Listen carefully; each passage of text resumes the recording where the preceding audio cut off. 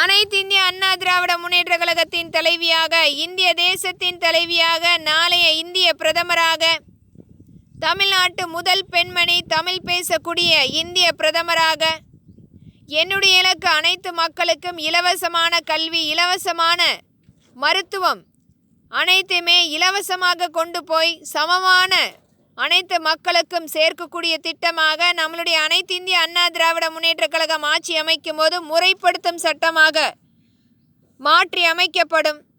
நம்மளுடைய இந்திய தேசம் இன்றைக்கும் விவசாய பூமியாக திகழ்ந்து கொண்டிருக்கிறது.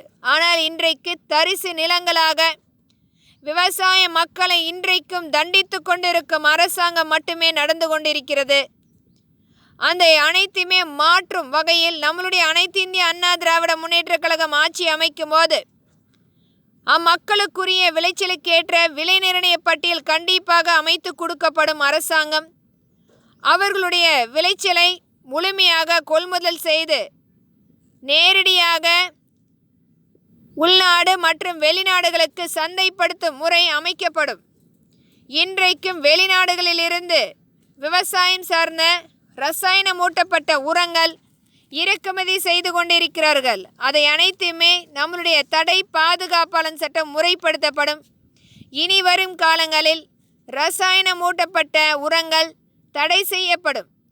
நம்மளுடைய இந்திய தேசத்தை முழுமையாக்க விவசாய நிலங்களை பராமரித்து, இயற்கை சார்ந்த உரங்களை பராமரித்து, வேளாண்மை கல்லூரியில் படிக்கும் மாணவர்களை விவசாய மக்களுக்குரிய பயிற்சிகள் அளிக்கப்படும், முறைப்படுத்தப்படும் என்பதை திறன்பட வலியுறுத்துகிறேன். நன்றி.